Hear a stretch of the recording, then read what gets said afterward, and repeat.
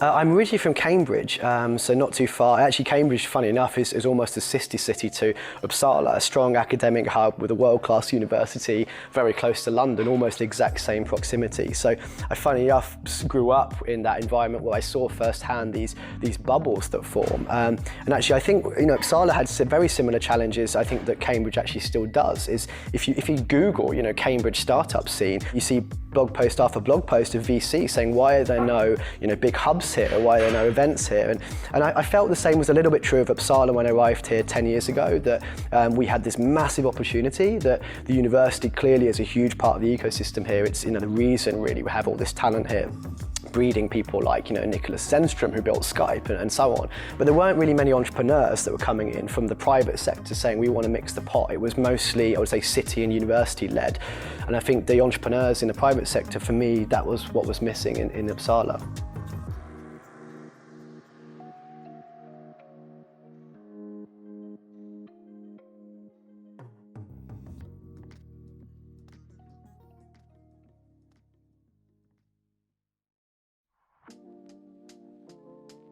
Our main mission at my department is, make sure that new jobs are being created in this city.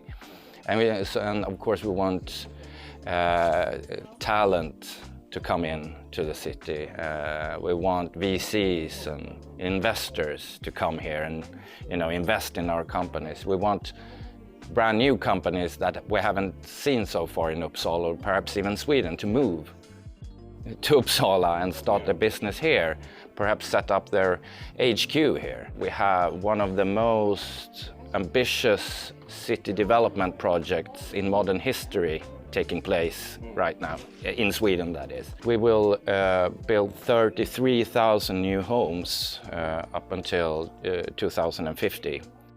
And there will be new train tracks to Stockholm, and there will be new, trams, and so it will be a massive undertaking.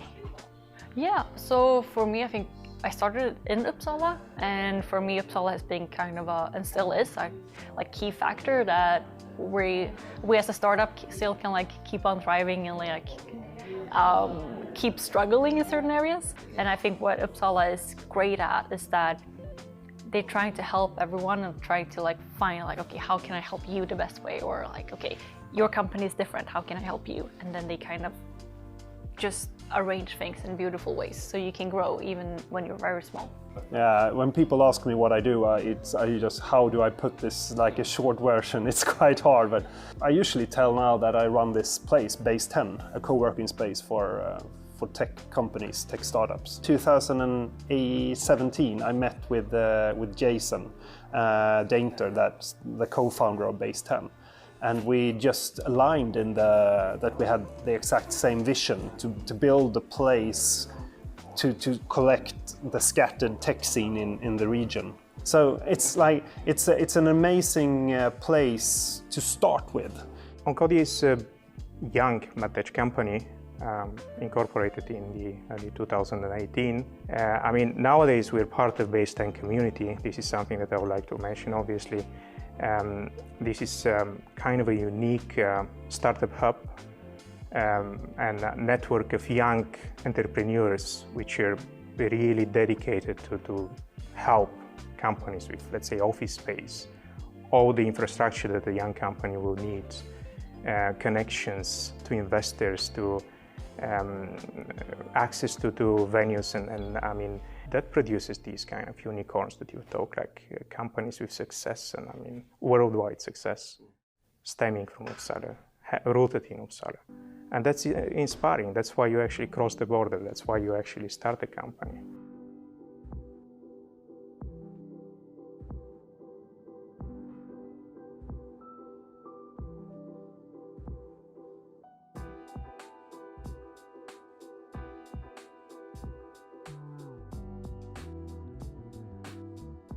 I'm Lotta Ljungqvist. I'm CEO of the Testa Center.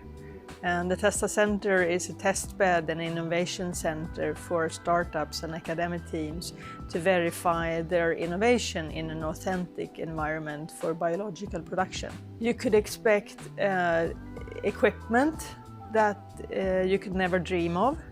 You could expect support and expertise to use that equipment, and you could expect the knowledge from a large company that is used to industrialize new products.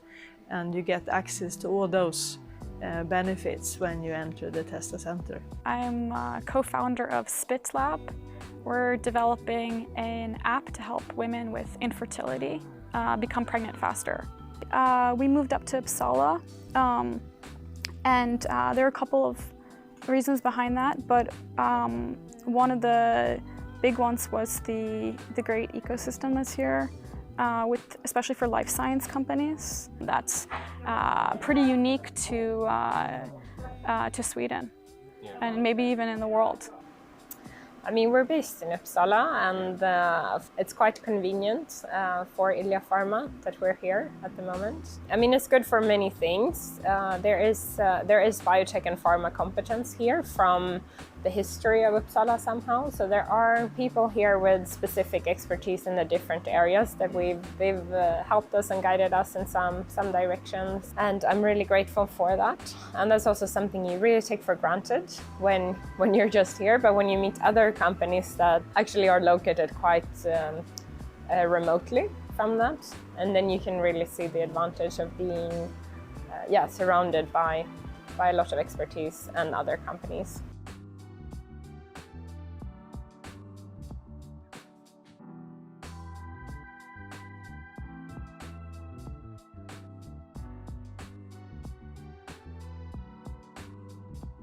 We work mostly with to help entrepreneurs to find financing to their companies.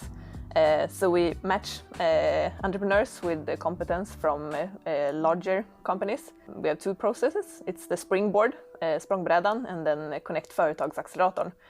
So it's for larger companies, and the Språngbrädan is for smaller companies who are looking for private investors. So we also drive the Uppsala Investerarnätverk, and it's a network of private investors who wants to invest in early startups.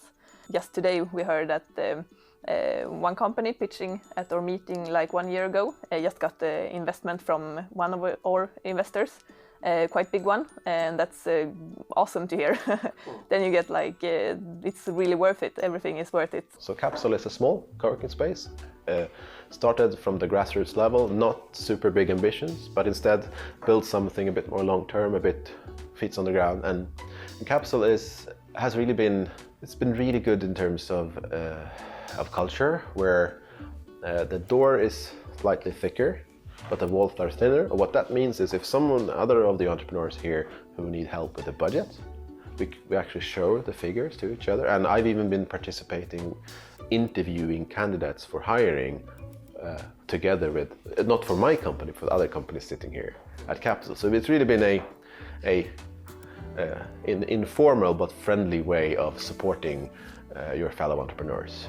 Many knows about UIC in the region, and we really want to be accepted as a tool for business development. So when you start thinking of, should I set up a limited company, then we are involved in that process, and we have 3 different business programs in UIC, where you can go from startup to UIC Business Build to UIC Business Accelerator. I would say 9 out of 10 of companies that have gone through our accelerator program are successful companies and still expanding, and that's a terrific figure to show to investors, etc. First of all, we train them in pitching and connect to investors. We also have a microfund called Linnea Capital connected to UIC. So when the company applies for our accelerator program, they also get an offer of an investment from this fund. We're kind of hoping that we are part of keeping the whole system together.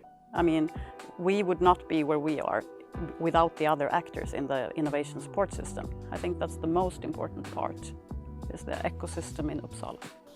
Privet is a collaboration tool between, it's a digital platform, and it's a collaboration tool between horse owners, stables, veterinarians and insurance companies to be able to collaborate around the horse. For me it has been enough to go to UIC.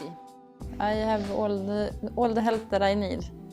and I can always contact them, and they are really nice people and also experienced and professional. They are newly ranked one of the 5 best incubators in the world, actually. Scaleout is an AI company, and what we do is we do machine learning using private, sensitive or regulated data. For us it was a very deliberate choice. We had the university here and we have good connections with that.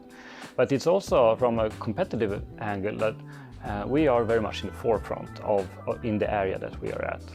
And by being based here in Uppsala, we don't have as much competition from other high-tech companies for really good potential co-workers.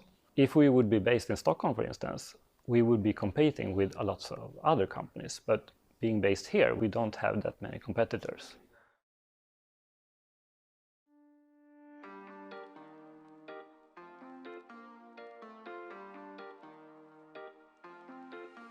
There is a big lifestyle decision of if you want to build a company here, you can have an incredible lifestyle.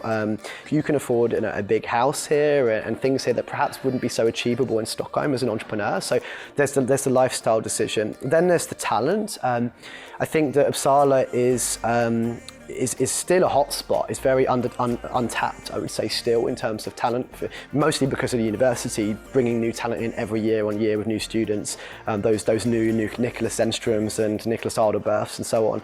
So I think Stockholm is notoriously very competitive. And I think the smart companies like the Spotifys and Klarnas and Kings, they all know this already. They're hiring massively from Uppsala. So I think it is a bit more easy to find perhaps good developers here, which is a very big problem when you're building a startup in Sweden. And then I would say accommodation. That's another slightly more political point, but the accommodation issue is a bit of a crisis in Stockholm at the moment. Big companies like Klarna and Izettle, they've been very vocal about this, that it's very difficult to find accommodation, especially when they're flying people in from other countries. So Uppsala, we have that benefit, it's not as hard. And also, the plus side is you're still very close to Stockholm, so arguably you're part of the same region. So for me personally, I think it's the full package that I can succeed with a company and I can have a great lifestyle at the same time.